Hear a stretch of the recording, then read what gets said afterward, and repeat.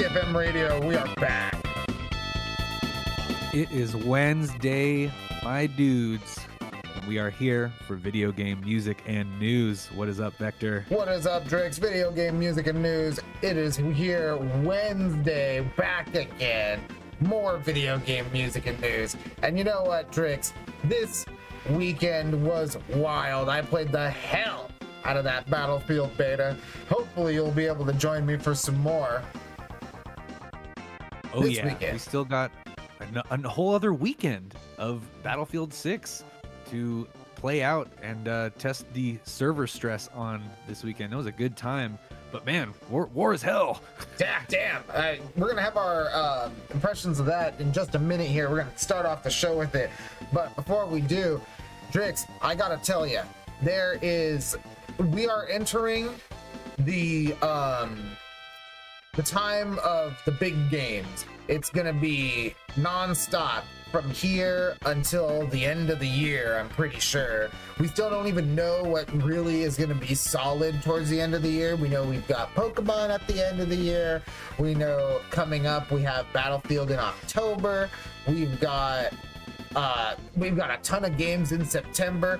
We've got a big name for all of you American football fans coming up this week. Yeah, big things not only coming but actually happening right now, and we'll continue keeping you informed and entertained.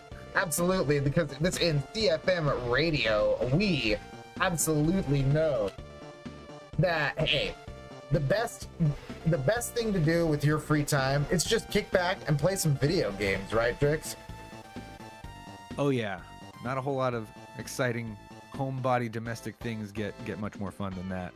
Absolutely. Not as many of these homebody domestic things can you do with so many damn people, because Drix, I'm talking about the Battlefield 6 beta. Oh my god, you're seeing it on the screen, and holy guacamole, Drix, like you said, war is hell. Yeah, oh man, within the first 15 minutes of popping open this game, like my blood was flowing, the pressure was on, even in just like the entry-level new person bot matches designed to like ease you into the gameplay style. But then once I got into it, like I became refamiliarized with the, battlefieldness of it and how it's more like a tactical simulation than a lot of other shooters out there right now. Yes, absolutely. And the battle and this game, Drix, was absolutely pulse pounding once you got into it. Because I don't know about you, but I had a little bit of a wait. Oh yeah, no, mine wasn't too long, but I saw those queue numbers getting easily into the, like 9,000, 10,000 people in line waiting to play this bad boy. And crossplay was on by default, so if you didn't go into the options to actually turn it off, you were playing against PC players regardless of what platform you were playing on. You could tell sometimes, like these MF shooting me from across the map. I'm like, damn it, bro. But that's honestly Battlefield. I gotta say, this feels... I'm excited, but I feel like I'm excited, Drix. I don't want to say for the wrong reason, but I feel like I'm excited because... Not because it's something new or because this is really like, oh man, the best Battlefield I've ever played, but it feels like the most Battlefield I've played in the last 3 Battlefield games. Yeah, and honestly, I did not play a lot of 5, dip my toes into it, didn't get into 2047 because that took them a while to get up to par. Yeah. Right? So... Of course, I'm going to say it reminds me of Battlefield 1 because that was the last one I really played and got into. And, of course, huge jumps in, like, the difference between campaign playing Battlefield 1 and then, like, online playing Battlefield 1. Yeah, very different. That's definitely, it's in its complete package, a lot of game and a lot of fun as far as first-person shooting goes. And man, definitely one of the more... Battlefield 1 gets a lot of unnecessary hate, but absolutely feels a lot more like that era, because Battlefield 1 felt more like, you had your guns had the destructive ability, but you only got to shoot them like once or twice. Whereas in like Battlefield 4, everything was just punching holes through walls. This definitely felt like a combination of those two things. Like your heavy weapons really punched through the wall in this game. Oh, yeah. For sure. Like, big time. Things are just falling apart all around you all the time. Oh my God. It's a little too exciting. Ooh. I mean, did you ever get buried under rubble? Oh no. Yeah, I got buried under rubble. I did not live through that simulation of an experience. Yeah, I got buried under rubble a couple times in this one.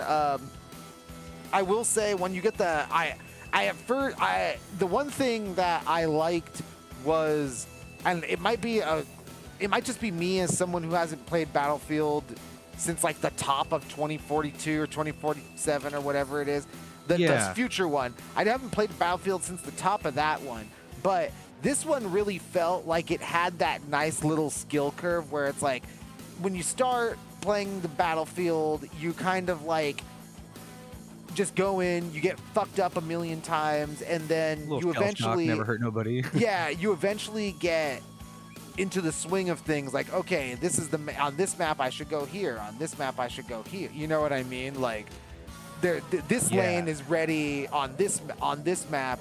I can use this flank. You know what I mean? And I ended up really liking both maps by the time I was done with my with the beta.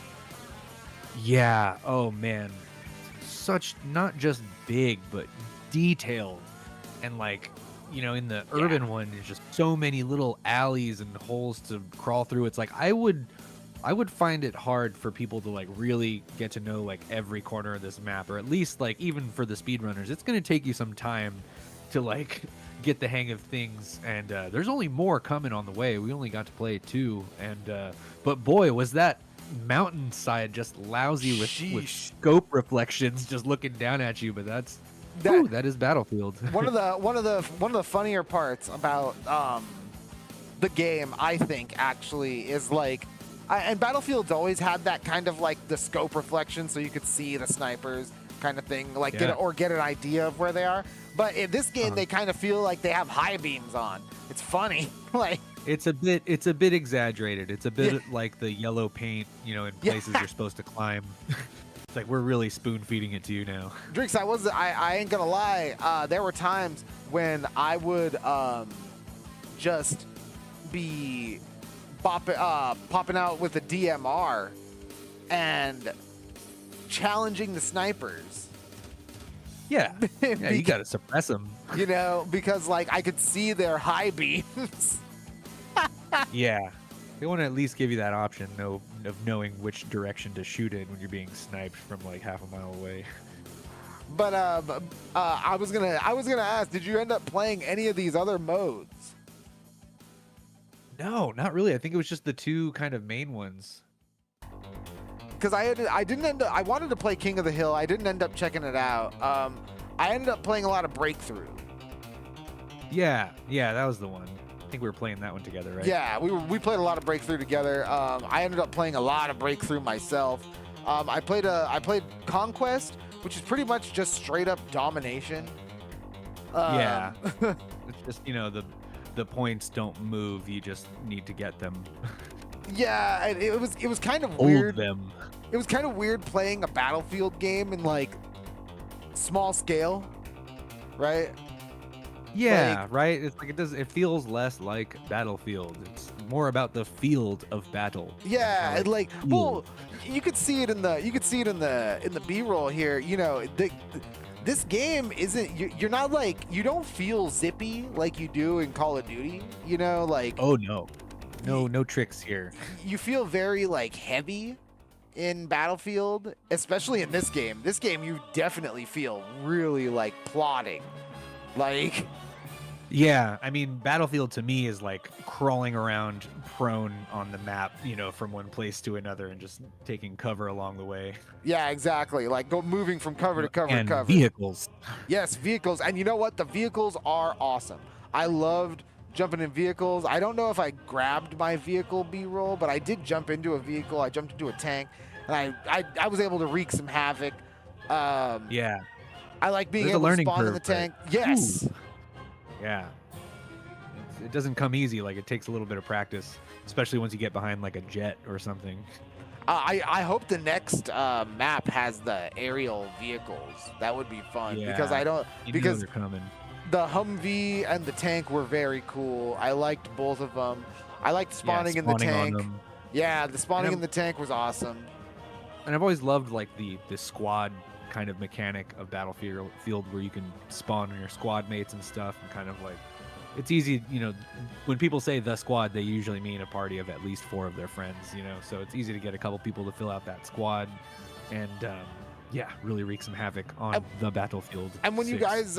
you guys team up together, like, I don't know about you, but when it was you, me, and your buddy, even with just 3 of us, we were tearing shit up. And it really felt good to team up and coordinate, like know who's behind you, know when to turn around, know who went down, and like if it's safe to get them or not.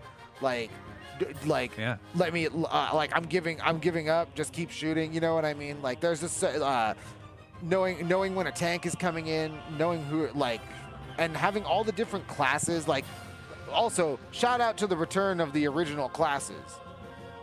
Yeah, right. Like recon, support, assault, scout, assault, recon support, recon support, medic, and assault.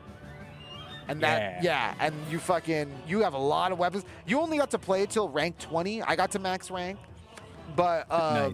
You got a lot of weapons. There was by the end of it, you had at least 8 different assault rifles. You had 4 different pistols. You had 2 different shotguns, 2 different LMGs, 5 or 6 different submachine guns, SMGs. There was a lot of weapons that you could be using. And the loadouts are so customizable, especially with the weapons, the return of in-depth weapon customization, the weapon custom. Yeah. And it's not like how it was in 2042 where you could customize the scope that was on the weapon, but it's just enough to where everything feels meaningful and everything because I like the stat breakdown that you get. The progression is meaningful and not just mindless. Yeah, exactly. Everything felt really good. All the challenge targets were good, especially when you wanted to unlock something for a specific class or a specific add-on, Yep. That's something I've always loved about Battlefield, and I'm glad to get back into it and see its return this October. Yeah, absolutely. Yeah, and definitely a very fun time. If you didn't play the Battlefield beta for whatever reason, it was a really good time. I will say it doesn't reinvent the wheel. It's pretty back to basics, funny enough, but that is just what it needs. And honestly, this is a Battlefield that I learned by the end of the beta. This is a Battlefield that really leans on its map design because the maps are very dynamic. When you're playing a breakthrough, you're running through 4 or 5 different fronts. Yeah, and it feels like a pretty smooth progression, and just you get a little bit of everything. Open areas, closed areas, vehicles, places you want to just burn through because there is cover or is no cover, Yeah, and there's a lot of good mix. There's a good mix of predictability and emergent gameplay because of the destructible environments. Things that you end up learning that pretty much everything is destructible unless it looks like it's unless it's clearly like part of the level. Like, Yeah. Man, I mean, yeah, stuff's just falling down everywhere. I did not get buried in rubble. That is scary. yeah, I got buried under rubble. I got my platform knocked out from under me, the final style. Yeah. Like, wow. Big fall. yeah, it was crazy. Like, there's a lot of crazy situations that happen in this game, and one of the things that I really liked about Battlefield 6 was in its back to basics, map reliant design. It ended up feeling a lot more meaningful to at least attempt to play as a team. Yeah, really. I mean, I'm also digging this kind of back to basics where it came from, know your roots approach to Battlefield. So if you think about it, the last 3 were time traveling departures, you know? Yeah, it's kind of it's an interesting thing. Battlefield went through its kind of advanced warfare phase, right? Like, yeah. it went through like a weird little phase where like it wanted to do something like really out there, really like almost fantasy, and like now we're back to basics. And I don't know about you, Drix, but I at one point on like, I think it was like Saturday, I tried to log in. It was like 300,000 people in front of me. I was like, holy shit.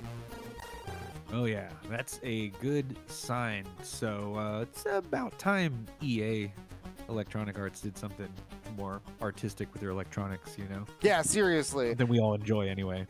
Seriously, and I honestly can't wait to play this again this weekend, because I really want to experience the new map, because if the new map, I want to get, now that I know the Cairo map and the Medevac Mile map, really, yes, and Stonewall C wall running, exactly. Yeah, Call of Duty wall running. Honestly, when it's Black Ops, I'm okay with it. I'm okay with like different offshoots, but like I always want to be able to come back to like the grounded military shooter, right?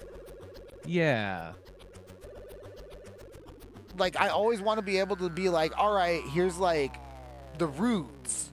And like, if I want to go gonzo fantasy, like I'm okay. That's what Black Ops is, right? That's what Battlefield 2046 is. That's what, I mean, shit, Battlefield 1, you know, that's like that's fantasy, you know, like. Yeah, historical.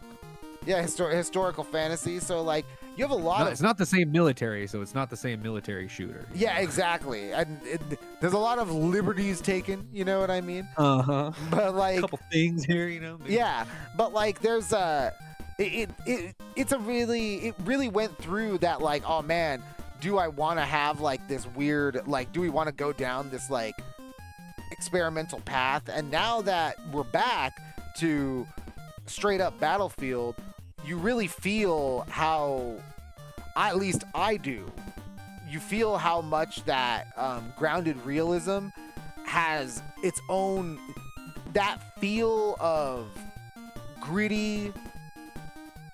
Every gun has a kickback. It's loud. There's explosions everywhere. You fucking shit's flying. Snipers everywhere. Yeah. Reflecting their scopes at you.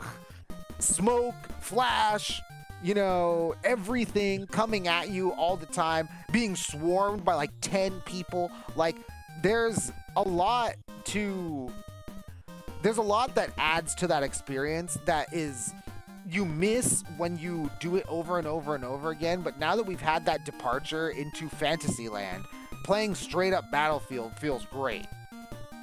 Yeah, absolutely. So let us know if you guys, back to the roots, man. Truly, Unicorn Sloth, back to the roots. And, you know, you could take it or leave it, though, right? That's one of the things that I keep hearing. Like, on the negative side, it gets rid of all these cool things that we've had for like the past 3 games. And it's like, yeah, you know, crazy shit like double jumps and like adrenaline bursts and like super destructive one-shot guns, you know what I mean? Like, UAV deployed. Yeah, those are cool, but again, Battlefield is good at what it's good at. and there is no game. It's weird to me to see that Mikey Barra dude, the former Blizzard guy, say like, man, Battlefield is gonna kill Call of Duty. I always think to myself, especially when I see that, is Battlefield and Call of Duty really even, do they scratch the same itch? Like, yeah, not really. Not really. Like, you know, we were talking about it earlier. In Call of Duty, you're like, okay? yeah, right. In Call of Duty, you're like zipping around, like you're kind of like boom, boom, boom. You know, in this game, you're pretty slow. It's pretty and like moving from cover to cover, and like one wrong move and you just get blown up. Like, yep. Yeah, and I can't wait to. It probably won't be in the betas, but we talked about the leaked Los Angeles map last week. yes, the Battle Royale map, as it were, Yep. which should We be might pretty have to fun. wait until October for that one, but yeah, also excited about that. Indeed. So we'll see if you guys have not played the Battlefield 6 beta. Did you like it? If you played it, did you like it? If you didn't play it, why didn't you play it? And if you didn't play it, are you going to play it this weekend? Yeah, if you missed out, you can come get some games in with us this weekend. And before we jump into our next, into our new releases, we have moving from Battlefield into just the general mass multiplayer gaming sphere. We're going to start things off with the slide on the screen right now. Now, this is from a study titled Gaming's Cheating Crisis Report from PlaySafeID.com. It is a report that highlights a few key metrics as far as players and their experiences with cheating in video games. How it affects their game, how it affects their experience, how it affects their play habits, how it affects their spending habits, and more. So as you're seeing right now, this is what they start with. This is the key findings, and one of the most alarming findings is that, and this is crazy. This made me second guess myself, because I don't feel like I'm someone who really experiences a ton of cheaters in games, unless I'm playing like a Call of Duty. But yeah, I hear people cry cheating, but sometimes it's a skill issue, if you know what I mean. I agree, in the vast majority of situations. But as you can see, 80% of gamers have encountered cheating in online games. 80. That's a lot. Yeah, I didn't participate in this survey. That's staggering. And so this was the audience chart was 2,013 gamers in the US and the UK, most likely to play first-person shooters, sports games, and casual games, and 82% of the players play multiple games, multiple online games. Yeah. And multiple times a week. So there's a lot to unpack with this alone, but there are a few key takeaways from this that we wanted to talk about. And one of them is the spending habits. And let me see if I've got this. Yeah. So, have you ever reduced or stopped spending money in a game because of cheating? The overwhelming amount of yes. Yeah. If you're spending money on your live service multiplayer games, yeah, why not stop spending if you encounter more cheating? It's a very interesting metric because you'll still play the game, but you'll stop spending. And most people stop spending, not most people, a fair sliver stop spending entirely, while most reduce their spending. Yeah. Maybe I won't. Definitely don't spend as much on this game. Lousy with cheaters, right? Yeah, and I can understand that. I can understand if you're spending your money, even if you're just buying skins, you don't want to have your experience compromised by cheaters. And there's a lot of these games we did in our report back in December of last year, we highlighted that one of the growing concerns in the industry was the amount of bots and the amount of fake cheater accounts that people would encounter while playing games online. Yeah, that's an issue and a problem across the whole internet, not just games too, you know. Exactly. And another shocking statistic that is here is this one. Do you agree that penalties for cheating in a specific title should apply to other games too? Drix, I want you to look at this. Look at how much agreement is here. So if you cheat you're seeing the vast majority of gamers. If you cheat in one game, you get banned in multiple games. Huh. Yeah. I mean, the follow-up for me, I mean, what if there's some big anti-cheating coalition, you know, and it goes beyond multiple game companies? Hopefully most of these people were thinking like, oh, they're just saying yes because they never could across multiple game platforms. I mean, I don't know. Would they sort of like unionize in that way and just like, if you can't play this game correctly, you don't get to play any games, and eventually there's no games for you to play because you cheated. Yeah, that's it. Cheater. It's really interesting because like a leper. Yeah, and it is interesting because that's a huge majority, because it also reflects that this other statistic from the report in that quote 73% of players say they are willing to agree to a verification process if it is advertised to lead to a quote cheater-free experience. And so people really want this to happen because the metric that blew my mind the most is this one: that gamers hold developers, publishers, and their teams in relatively high regard. Quote, a huge majority, 94%, expressed at least some trust that they can effectively deal with cheating. This trust is a massive opportunity for game studios to take decisive action and deliver on player expectations. Because, Drix, another one of the things that we didn't show here, we're not illustrating to you, is how many people quit altogether. Oh, a game filled with cheaters? Yes. Yeah? I don't know. I mean, if Team Fortress 2 can get the hang of it, then like, yeah, the faith might not be unfounded. I agree, because 42% of players consider quitting the game altogether after experiencing cheating, with the concentration being higher in the UK, 45% compared to 42%. Huh. All right. Yeah, there might be hope, light at the end of the tunnel, but that's can and likely should be in the hands of the developers and publishers, right? It should be, and I would hope that it is. But one of the weirdest things to me, and I don't want to like advocate for cheating or anything like this, but no, you shouldn't do that. And and you definitely shouldn't get any of these, like buy any of these cheating services or any of these cheating devices that you could like attach onto your controller. But one of the things that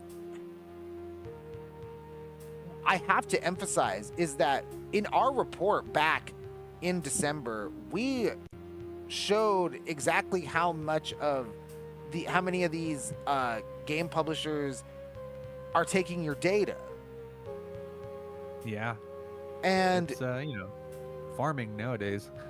And if 73%, if we have a study that says 73% of people who play online games in this survey would be willing to go through some verification process if it means that their game is cheater free, then that means that something like what happened in the UK just recently with their Online Verification Act might just become enforced across the board in all gaming as a blanket way to quote unquote combat cheating.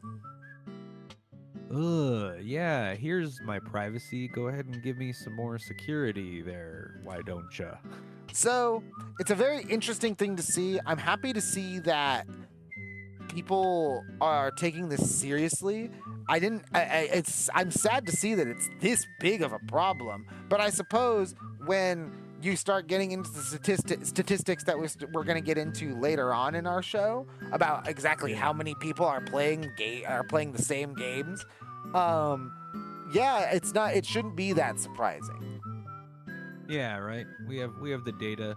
Hopefully, I kind of hope this survey is a little skewed or biased. Me too. In some way, like they only got unskilled gamers who would only cry about cheaters, because I've never had that much issues with people cheating in games online. Granted, I'm not the most online multiplayer game guy, and they fixed TF2, like M Stonewall C was saying in the chat. It's nice and it is possible, but it's like, do you really need to enforce some real lawful regulations on these nasty cheaters, or are they just, kind of a scapegoat, to get more data out of us, It's a very interesting thing to think about, especially in light of the recent laws passed in the UK. It's a good way for them to just blanket this idea across all of their industry with little to no resistance. Yeah. Wow.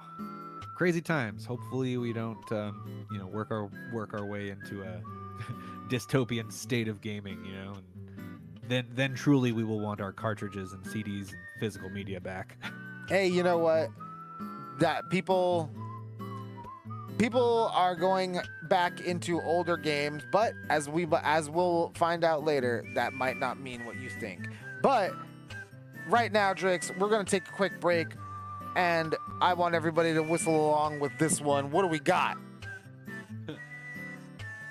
We have a song called Life is Beautiful from a PS3 game called Deadly Premonition. Ha!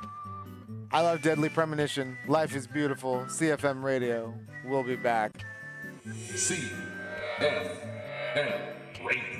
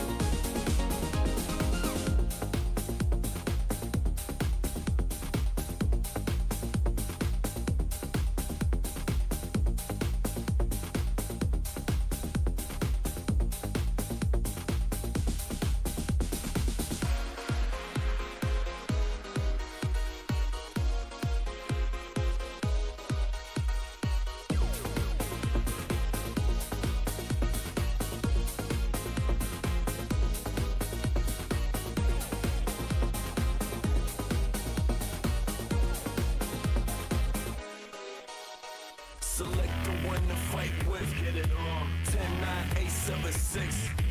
Pick and choose the right one, get it on. 5, 4, 3, 2, 1. Select the one to fight with, get it on. 10, 9, 8, 7, 6. Yes, sir. Pick and choose the right one, get it on. 5, 4, 3, 2, 1. It's time for you to get into the character. You hit or lose, a hit or win, I'm only asking you. Either you beat him or you beat him like an amateur. Either you drive or you get driven like a passenger. The fight's around the corner, so pick the one you want. Represent your way, go head to head with your opponent. Feel it in the air, tension is electric. The glory's imminent. This is something epic. Reach for one of you. So what you gonna do when your enemy is standing right in front of you? Are you gonna lose? Or are you gonna prove to everyone that never thought you win that you can rule? 'Cause everything is in your hands, you control it. And everything that is the past, it is over. This is now, this is everything that is. So you better make the right pick. Select the one to fight with. Get it on. 10, 9, 8, 7, 6. Pick and choose the right one. Get it on. 5, 4, 3, 2, 1. Select the one to fight with. Get it on. 10, 9, 8, 7, 6. Pick and choose the right one. Get it on. 5, 4, 3, 2, 1. Select the one to fight with. Get it on. 10, 9, 8, 7, 6. Pick and choose the right one. Get it on. 5, 4, 3, 2, 1.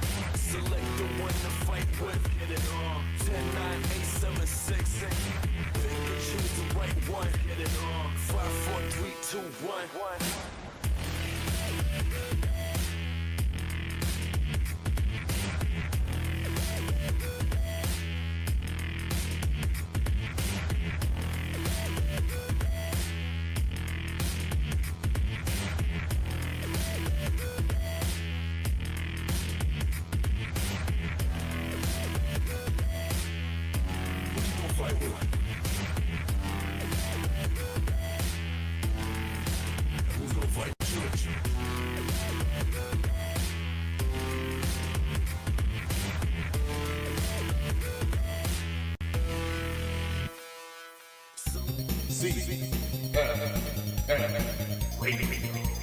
CFM Radio, we are back. And as always, we are live, and anything can happen. Like that remix of Go Straight from Streets of Rage 2, followed by Street Fighter 3 Third Strike Online Edition. That was the Let's Get It On remix. And the weird thing about that version of Go Straight was that it was from this game for the 3DS called Project X Zone 2 Brave New World. Awesome game. Project Cross Zone was so cool. Crossover, yes, Capcom. Cross in Japan. X, yes. Yes. Synonymous. Hit the cross button. And you better get ready because the first of our new releases is Drag Cross Drive for the Switch 2. We are crossing now. Crossing wheels on the court. From the eShop page, quote, "It's a whole new ballgame. Hold each Joy-Con 2 controller like a mouse for tight control of both your wheels as you speed around the court. Raise your hand and flick your wrist to shoot and score. Team up with or take on friends and other players from near and far online in fast-paced 3-on-3 matches." Yeah, interesting takes on hoops and Rocket League and the like, you know, more Very much so. more wheels on chairs driven. And Drag Cross Drive releases exclusively for Nintendo Switch 2 tomorrow, August 14th. Yep. Of course, got a hot new Switch 2 exclusive for everybody gaming this week. Drag Cross Drop. Next up, we've got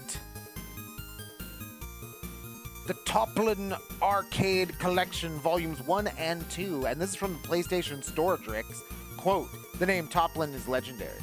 This game company is behind some of the best and most iconic shoot-'em-ups in gaming history. These games were not only hugely influential, inspiring countless other developers throughout the 80s and 90s, they're still just as great today. With Toplin shooting..." out. Yeah, right? With the Toplin Shooting Collection Volume 1, you get 8 of these milestones. Enjoy them as the historical classics they are, or simply as fantastic action games packed with pixel explosions and crisp 2D graphics. It's quadruple the action, built a billion times the fun, and a thrill ride back in time to the neon-lit arcades of the past. Volume 1 includes Flying Shark, Fire Shark, Tiger Heli, Twin Cobra slash Kyukoku Tiger, Out Zone, Fix 8, Batsugun, Dogyu, and more in the Toplin Arcade Collection Volume 2. And both of those release tomorrow, Thursday, August 14th. Man, if you are a fan of shoot 'em ups, this has got to be something that's on your list, because like the copy said, it's inspired a lot of games, and I can tell you right now, I've heard some of the music on a few of these, and it's got banging soundtracks for you to shoot 'em up to and relive your pixel life.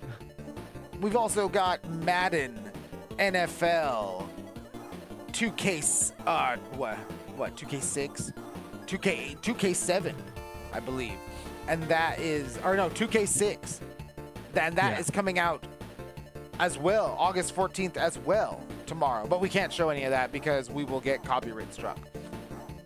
Yes, but also big American football release. Yes, big American football release. And I know we just took one, but I got to take a break because I got to jam out to this awesome track we've got going on. Drix, what is it?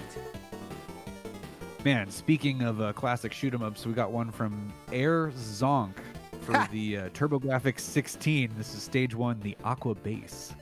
The Aqua Bass, CFM Radio. CFM Radio. We'll be back. Zonkin'.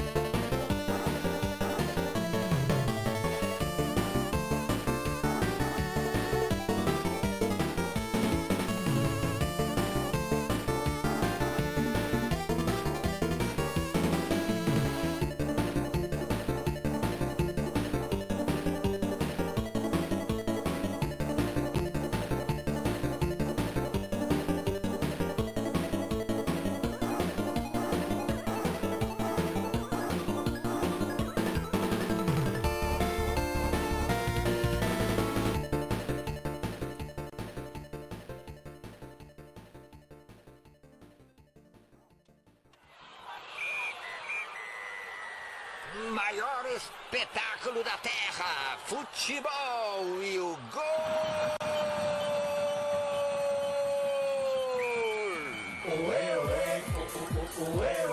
Futebol. Futebol. Futebol.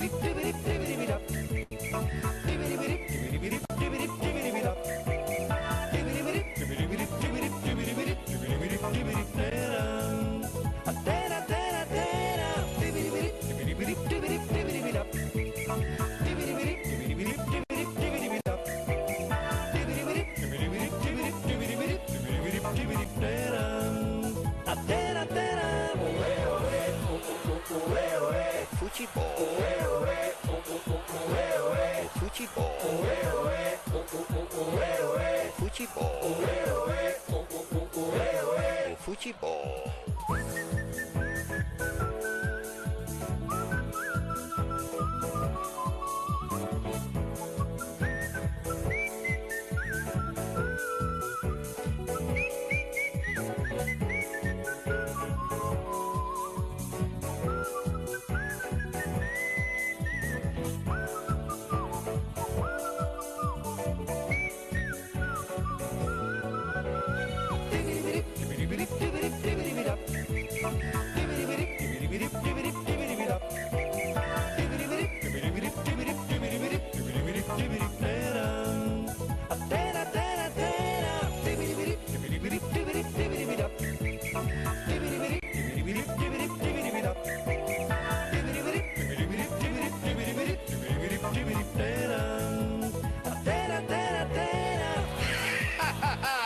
juiz apita, começa a partida, o maior espetáculo da terra, futebol e o gol! Estádio lotado, arquibancadas congestionadas, futebol é assim que te sinto. Escorrega a bola até a pequena área, a torcida vibra, surge um perigo, arremata e chuta. Gol!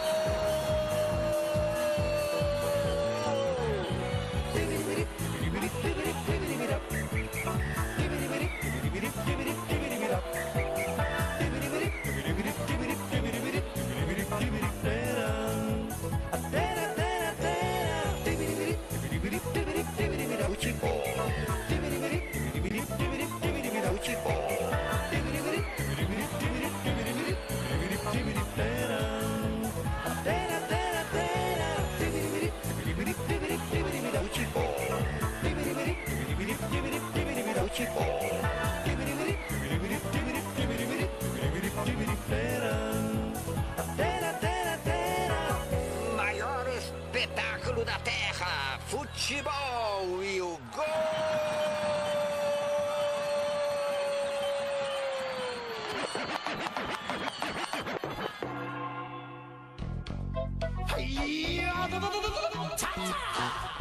Kick, punch, it's all in the mind. If you wanna test me, I'm sure you'll find the things I'll teach ya. Be sure to beat ya. Nevertheless, you'll get a lesson from teacher. Now kick, Kick, punch, punch, jump, chop, block.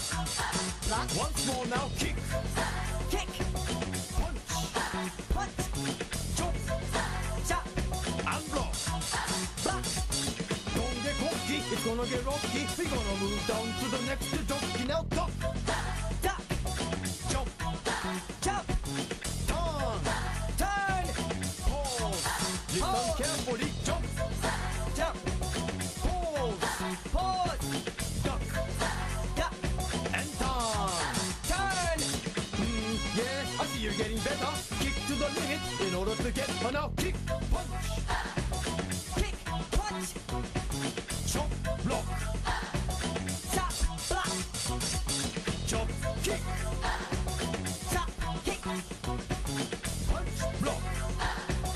punch, block, Gonna get harder now. Duck and jump, duck, jump, turn and pause. turn, pose, Duck and turn, duck, turn, jump and pause.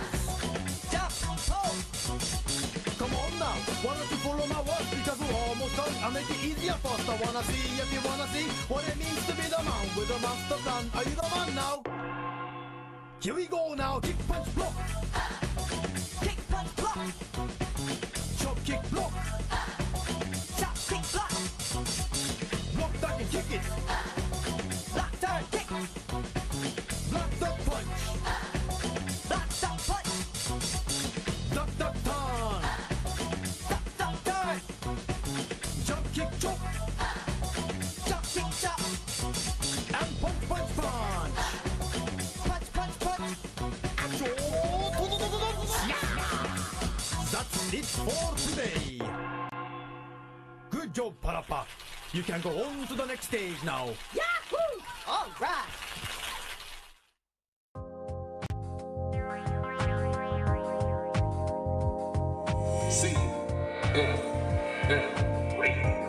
CFM Radio, we are back.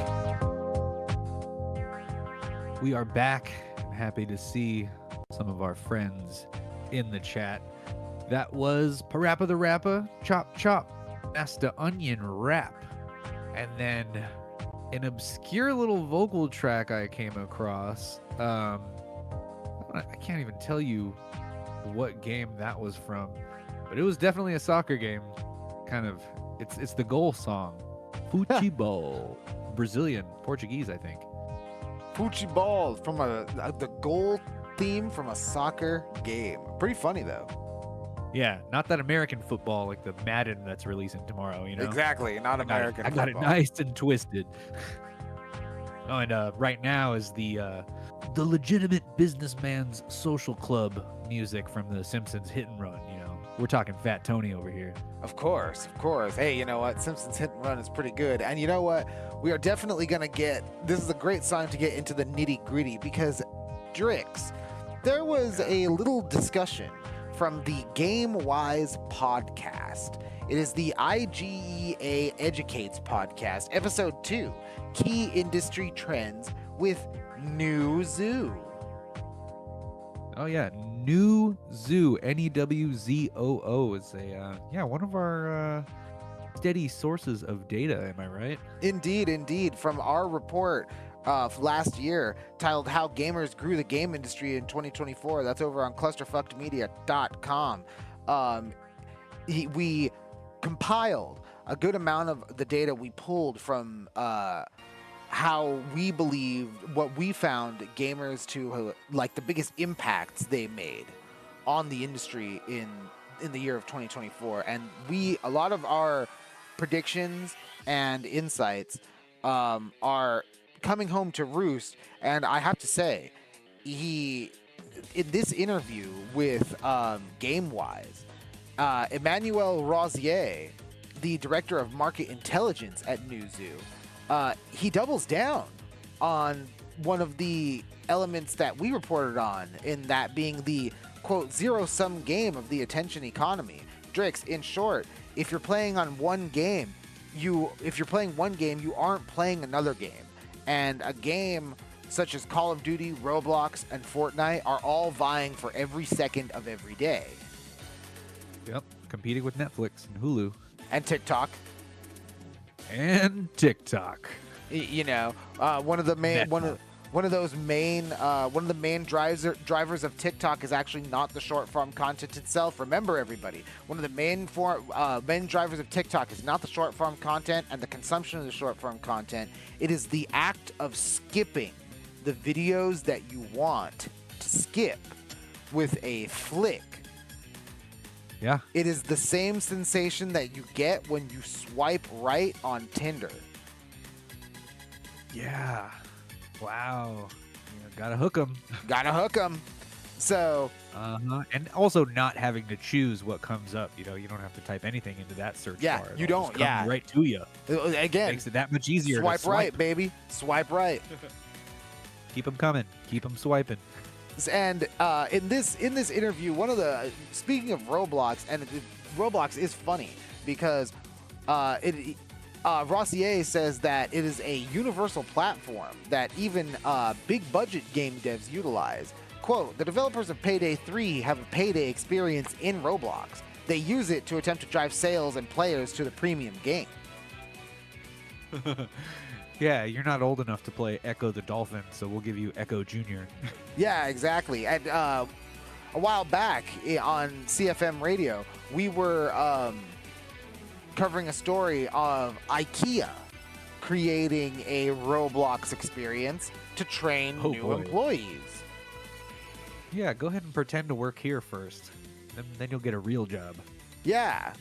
So Roblox definitely is utilized by a huge swath of both gaming and non-gaming industries. Another one of the key insights that Rosier showed us is one of the key differences between console players and PC players.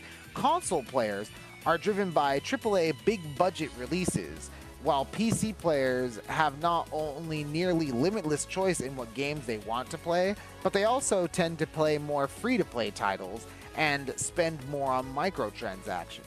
The slate, he says, is very important for the console player.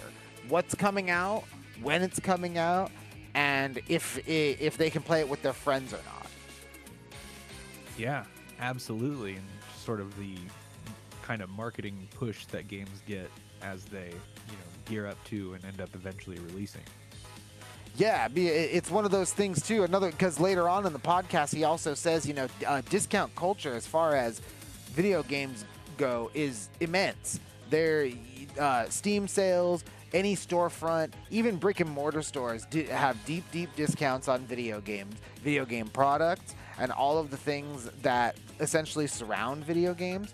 So a lot of these games, these $80, $100 games on launch, they don't make a lot of sense to buy into if you can get a similar experience either for free or at a deep discounted rate. Yeah, I can't tell you how many conversations have gone that way about a game. Like, oh, wow, that's cool. It just came out. I might wait till it gets cheaper and then pick it up. Yeah, and then pick it up. Like, I mean, why wouldn't you?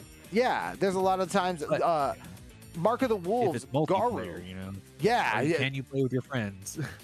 That's one of the things that's going to drive me to play, to buy Battlefield 6 pretty much on launch. I'll probably buy it because I'll play it with a bunch of people I know. Like, Yeah, I know a few Battlefield fans. so there is a lot to say, especially when it comes to single player type of game, because or games like Fatal Fury and Mark of the Wolves that, you know, they come out, they're $60, and then Evo passes, and then all of a sudden it goes on sale for $30. Yeah, maybe you saw some Evo footage you like. Maybe you'd want to add this one to your library. Exactly. Maybe So you caught the right meme wind. right. So very fewer and fewer reasons to do a day one buy-in on such a huge price point if the game doesn't offer not just high grade performance on day one, but has a robust amount of play options. Yeah, you're going to want a lot of juice for that squeeze, especially at full price. And it is funny because Rosier, we're talking about these games, paying full price for them. Rosier says there is no Game Pass effect. Game Pass players do not play more hours or games than other platforms. Rosier says, quote, no visible Game Pass effect on Game Pass subscribers. What he does emphasize is the, quote, cannibalization of game sales on Xbox through Game Pass. He uses Call of Duty as a metric, as it sold much lower than the previous year on Xbox and in comparison in the same year on PlayStation. Wow. If you have an Xbox, you played it on Game Pass. But if you got a PlayStation, you bought it because you care about the slate of these big AAA titles. So the slate, baby. You care about the slate. And a key metric to note on the Game Pass subject is how Rosier and Newzoo measure exactly how many games are being played. That has a key focus point. Quote, the way we look at how many games are being played by people, we've limited that to at least 2 hours of gameplay. That is because we consider that if you don't play 2 hours of a game, then you don't really play a game. It's either a demo or you're within the Steam refund policy, etc. He says this was informed by Game Pass, as subscribers tend to pass over games that do not, quote, hook them immediately. When he elaborates on that point, he says that most people with Game Pass, they might try a lot of games, but they don't play those games for more than maybe 10 or 20 minutes. Yeah, no. That Steam refund range is a good statistic. It's like the first 30 seconds of a Spotify stream. You know, the stream doesn't count if you didn't listen to it more than 30 seconds. The game playing doesn't really count unless you played it for at least 2 hours. Right, and Unicorn Sloth, interesting point. Interesting, but yeah, PC games can be much cheaper. Been playing games like Peak and Repo for around $10. So Unicorn Sloth is an enjoyer, we use this term on this show, of the friend slop genre.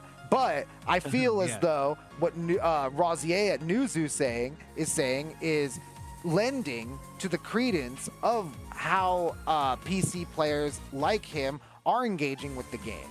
100% prioritizing multiplayers playing with friends, using the game as a social apparatus online. You know what I mean? Yeah, lockdown all over again. Reliving the glory of lockdown days, I suppose. You're right. You got me there. So It's a good time to start buying skins because you can't go to the mall or walk around in public. You know, very you gotta show off your interesting. fashion in your free-to-play. Very astute observations right there, Drix. So I feel as though, especially if you've been listening to CFM Radio, we've been talking a lot about video games and their place in the greater attention economy, and how the battle for games isn't in sales or even concurrent players, or its retention. Yeah. And you want people to play your hero shooter, you're gonna have to take them away from Fortnite or Apex or whatever other hero shooter. No, and not just those, right, Drix? You got to start taking them away from TikTok. You got to take them away from Instagram. You got to take them away from all these other, I guess, fast fashion style social media or dopamine receptors, because as we've said before, that it's not the simple act of swiping is kind of like the WarioWare sensation. That's what the former Squaresoft guy was talking about in the interview. Yeah, absolutely. The TikTok swipe is not too unlike the Tinder swipe. It's just in a different direction. But either way, the options keep coming whether you choose them or not. Yeah, and another thing that Rosier brought up is that, especially with emphasizing multiplayer games, platform exclusivity is very much a point of friction. You want to have as little friction in your game as possible when you're trying to appeal to a wide audience. However, he does say that the real test of console and platform exclusivity will be the Duskbloods on Nintendo Switch 2, because FromSoft has a huge fan base. Nintendo Switch 2 sold a lot of units, and we'll see when that game comes out, or when it's about to come out, how many people will make the jump to the Nintendo Switch 2. Yeah, exactly. If that new FromSoft game, if that Duskbloods is only playable on the Switch 2, I can only imagine the level of the fandom jumping ship. And if you weren't into it for the first party Nintendo, Mario, Zelda, the Donkey Kong Bonanzas, and the Mario Kart Worlds of it, then you will absolutely take that, $500 plunge so you can play the next FromSoft game. If anybody can do it, it's them. Yeah, I agree with that. And I definitely think Rosier has his finger on the pulse, because that is definitely, I think platform exclusivity is important. I think that the only reason why people think it's not important is because they're jaded in the age of cloud gaming and PC crossplay gaming, which is a great thing. I'm not saying it's bad, but I am saying that you cannot deny that Nintendo shipped record amount of consoles and sold a ton of copies of Mario Kart. Yeah. No matter what the age, the Mario fandom is still there. And Vector and I are definitely from the time when Sega did what Nintendo didn't, and that was the entire marketing selling point of that. Console exclusives. It's kind of what paved the way for these consoles to exist. Exactly. And I definitely think we're going to see, we'll see more console, we'll see exclusives, but I don't think exclusives will be exclusive to the console forever. I definitely think it will be one of those things like the PlayStation model, right? Where comes out on PlayStation first for 2 or 3 years, and then it moves to another platform. Yeah, it'll hit PCs sooner or later, at least, even if somebody's got to deconstruct it themselves. Turn that RTX on. Yeah, exactly. And once again, that podcast was the GameWise podcast, GameWise IGEA Educates podcast, episode 2, Key Industry Trends with Newzoo. And everybody, I do believe that is going to do it for us here on CFM Radio. Yes. Thanks for tuning in. Shout out to M Stonewall C in the chat. Unicorn Sloth, glad you're back. See you next week. Thank you, everybody, for listening, tuning in to CFM Radio, Video Game Music and News. If you haven't subscribed, please do so. We love everybody who gives us a chat. If you have a music request, please leave it as a comment. We love it. Follow us on our socials. Yes. Any immediate news regarding CFM will go up either on Facebook or Instagram. You know, I post the story every Wednesday, sharing the link, letting everybody know that we will be, in fact, going live tonight. And fun times with the artwork and music selection for that. And everybody, thank you so much for tuning in every Wednesday. We'll be back next week. Have a good night. Bye.